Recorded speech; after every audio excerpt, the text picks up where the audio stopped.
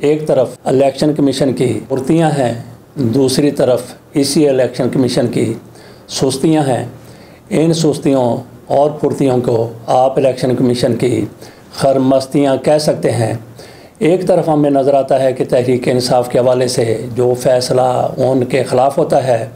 اس پر فوری طور پر عمل کر دیا جاتا ہے، اور جو فیصلہ تحریک انصاف کے حق میں آ جائے، جیسا خصوصی نشستوں والا فیصلہ تھا، اس پر کئی مہینے نہیں بلکہ 1 سال سے بھی زیادہ عرصے تک عمل نہیں کیا جاتا، تاہم کہ وہ فیصلہ ہی بدل جاتا ہے اور الیکشن کمیشن کے حق میں فیصلہ آ جاتا ہے۔ 26ویں آئینی ترمیم آ جاتی ہے، جج بدل جاتے ہیں، بینچ بدل جاتے ہیں، سارا کچھ بدل جاتا ہے، تو پھر الیکشن کمیشن کی طرف سے جو کچھ کہا جاتا ہے، جو کچھ ان کی مرضی ہوتی ہے، جو ان کی منشا ہوتی ہے، جو ان کا دل ہوتا ہے، جو وہ چاہتے ہیں اس کے مطابق ہو جاتا ہے، تو پھر فیصلے پر فوری طور پر عمل کر دیا جاتا ہے۔ تحریک انصاف کو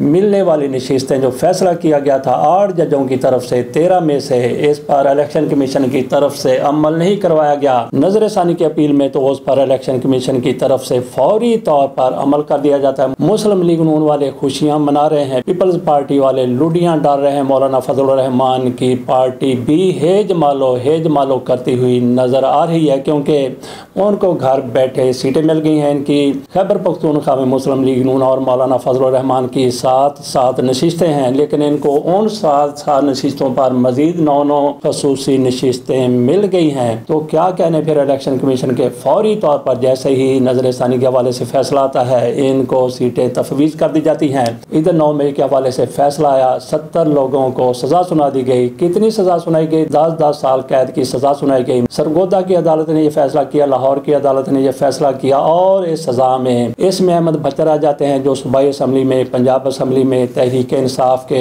پارلیمانی لیڈر ہیں، اپوزیشن لیڈر ہیں، وہ بھی نااہل قرار دے دیے جاتے ہیں۔ ان کو بھی سزا ہو جاتی ہے، اعجاز چودھری کو سزا ہو جاتی ہے، بلال ویر کو سزا ہو جاتی ہے، اور اس کے ساتھ ساتھ احمد چٹھا کو سزا ہو جاتی ہے، دیگر کو بھی سزا ہوتی ہے۔ لیکن یہ چونکہ کوئی سینٹ کا ممبر ہے، کوئی قومی اسمبلی کا، کوئی صوبائی اسمبلی کا، تو ان کو فوری طور پر حکم آ جاتا ہے، الیکشن کمیشن کی طرف سے نوٹس لے لیا جاتا ہے، ان کو نااہل قرار دے دیا جاتا ہے، اور آئندہ 1-2 روز میں ہو سکتا ہے کہ الیکشن کمیشن کی طرف سے ان کی سیٹوں پر الیکشن کا بھی اعلان کر دیا جائے کہ فلاں تاریخ کو الیکشن ہوں گے، لیکن ضابطے کی کارروائی پوری نہیں کی جاتی۔ وہ کیسے پوری نہیں کی جاتی؟ ابھی لوور کورٹ کی طرف سے فیصلہ ہے، ہائی کورٹ میں انہوں نے جانا، ہائی کورٹ کے بعد سپریم کورٹ میں بھی اگر ان کو ہائی کورٹ سے انصاف نہیں ملتا، سپریم کورٹ میں جانا ہے، وہاں پہ جا کے حتمی فیصلہ ہوگا، لیکن الیکشن کمیشن کی طرف سے فوری طور پر ان کو نااہل قرار دے دیا گیا۔ اور یہاں پہ ہم نے یہ بھی دیکھنا ہے کہ پہلے بھی ایسے معاملات ہیں، چترالی صاحب ہیں، ان کو بھی نااہل قرار دیا گیا تھا، مئی میں ان کو نااہل قرار دیا گیا تھا، یہ اگست کا مہینہ آنے والا ہے، لیکن ان کی نااہلی کا قومی اسمبلی کی طرف سے ابھی تک بھی نوٹیفیکیشن جاری نہیں کیا گیا۔ یہ عبداللطیف چترالی ہیں، ان کو بھی دہشت گردی کے ایک مقدمے میں سزا ہوئی تھی، نااہل قرار پائے تھے، ان کا ابھی تک بھی نااہلی کا نوٹس جاری نہیں کیا گیا۔ کیوں جاری نہیں کیا گیا؟ ان کا نااہلی کا نوٹس جاری ہوگا تو وہاں پہ الیکشن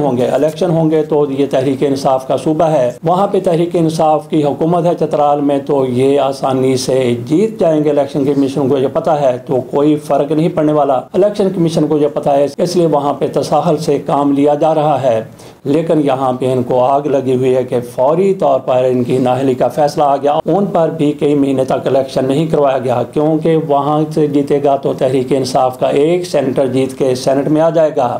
لیکن تاج حیدر صاحب وفات پا جاتے ہیں، ان کے دوسرے تیسرے روز ہی وفات کے بعد سندھ اسمبلی میں دوسرے تیسرے روز ہی الیکشن کروا دیا جاتا ہے، سینیٹر وہاں سے منتخب ہو کے آ جاتا ہے۔ یہاں پہ یہ صورتحال ہے کہ الیکشن کمیشن کو جب یہ نظر آتا ہے کہ تحریک انصاف کو کوئی فائدہ ہونے والا ہے تو پھر یہ چپ سادھ کے بیٹھ جاتے ہیں، لیکن جہاں پہ تحریک انصاف کو نقصان ہوتا ہوا، حکومت کو فائدہ ہوتا ہوا نظر آتا ہے تو پھر ان کی پھرتیاں دیکھنے والی ہوتی ہیں۔ جمشید دستی کے حوالے سے بھی فوری طور پر ان کی نااہلی کا نوٹس جاری کر دیا گیا، ان کو نااہل قرار دیا گیا ایک عدالت کی طرف سے، تو الیکشن کمیشن بھی میدان میں آ گیا،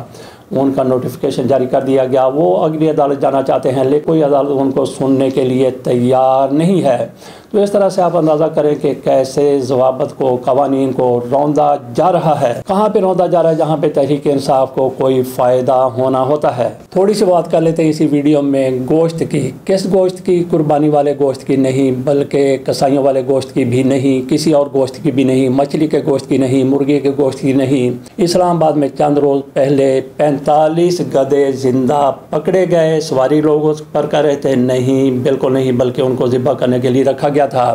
اسلام آباد میں کوئی سلاٹر ہاؤس ہے، کوئی سینٹر ہے، وہاں پہ 45 گدھے پکڑے گئے اور وہیں سے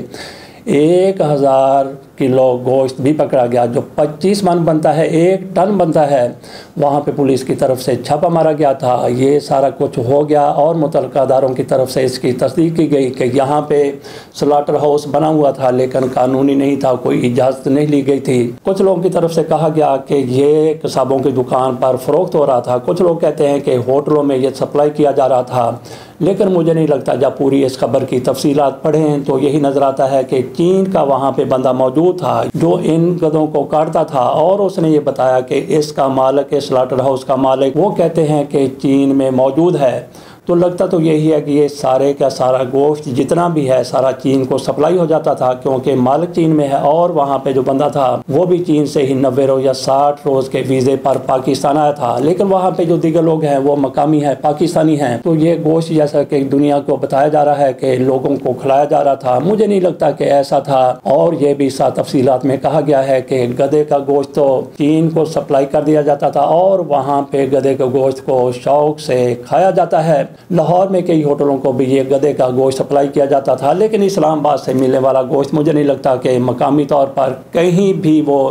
استعمال ہوتا تھا۔ تو باقی گدھے کی کھال کے بارے میں کہا جاتا ہے کہ پاکستان سے باقاعدہ گدھے کی کھال چین کو ایکسپورٹ کی جاتی ہے۔ یہاں پہ سوال یہ بھی ہے کہ یہ کیا جو گوشت تھا جو چین کو سپلائی کیا جا رہا تھا، کیا یہ سارا کچھ زندہ گدھوں کو کاٹ کر کیا جا رہا تھا یا پھر زندہ گدھے بھی اس کام کے لیے استعمال میں لائے جاتے تھے؟ یہ بھی پتہ چلا ہے کہ وہاں پہ اسلام آباد میں ملک کے دیگر علاقوں سے لوگ گدھے لے جاتے ہیں،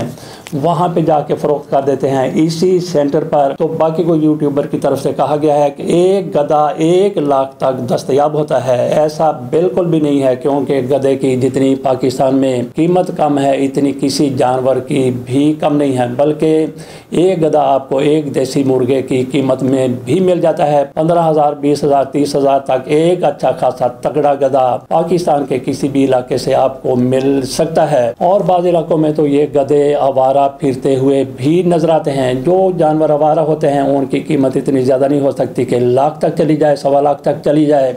بہرحال اگر کسی نے سواری کے لیے بہترین گھوڑا لینا ہو تو اس کے لیے ہو سکتا ہے قیمت بہت زیادہ ادا کرنے کے لیے تیار ہو، تو ہو سکتا ہے کہ کچھ ایسے لوگ ہوں جو گدھے پر بھی سواری کرنا چاہتے ہوں۔ ویسے ہم نے یہ دیکھا ہے کہ گدھے پر ان لوگوں کی سواری کرائی جاتی ہے جو برے کام کرتے ہوئے پکڑے جاتے ہیں، ان کے گلے میں لتروں کا، چھتروں کا، جوتوں کا ہاتھ ڈالا جاتا ہے، منہ کالا کیا جاتا ہے، گدھے پر سوار کروا دیا جاتا ہے اور سر پر پگڑی بھی رکھ دی جاتی ہے۔ تو گدھے کا اس طرح سے استعمال ہوتا ہے، لیکن اب گدھوں کے کئی اور استعمال بھی منظر عام پر آنا شروع ہو گئے ہیں۔ یہ بھی سنا ہے کہ کاسمیٹکس میں چین میں گدھے کی باقیات کو استعمال کیا جاتا ہے خوبصورتی کے لیے۔ اجازت لینے سے پہلے تھوڑی سی بات آپ سے یہ بھی کہہ لیتے ہیں کہ جس طرح سے گدھے پکڑے جا رہے ہیں تو کچھ لوگوں کو، اپنے مخالفین کو جو گدھا کہہ دیتے ہیں، آپ پیپلز پارٹی کو لے لیں، آپ مسلم لیگ نون کو لے لیں، آپ تحریک انصاف کو لے لیں، بلکہ ہم لے لیتے ہیں تحریک انصاف کو ان کی طرف سے جس طرح سے وزراء کے حوالے سے کہا جاتا ہے کہ یہ وزیر دیکھو یہ گدھا ہے، اس کی گدھوں جیسی شکل ہے، وہ نام بھی بتا دیں گے کہ یہ دیکھیں کہ کس طرح کے بیان دے رہا ہے۔ اسی طرح سے مسلم لیگ نون والوں کو تحریک انصاف کے کئی لیڈروں کی شکل گدھے سے ملتی نظر آتی ہے۔ پیپلز پارٹی کا بھی یہی حال ہے، ان کے لیڈروں کی بھی مخالفین کو شکلیں گدھوں سے ملتی نظر آتی ہیں، باقاعدہ نام لے کے کہتے ہیں کہ یہ دیکھیں کہ گدھے کی شکل والا ہے، یہ دیکھیں کہ اس کا منہ لکڑ کا بنا ہوا ہے، اس کا منہ گدھے جیسا ہے، کھوتے جیسا ہے۔ بہرحال یہ ایک دوسرے کی مخالفت میں ہمارے سیاستدان، ہمارے سیاسی لیڈر ایسی باتیں کرتے رہتے ہیں۔ بہرحال یہ چند خسائل تھے گدھے کے جو آپ کے سامنے رکھ دیے، اس کے ساتھ اجازت دیجیے اور بغیر تحقیق کے گوشت کھانے سے، گوشت خریدنے سے پرہیز کیجیے۔ اللہ حافظ۔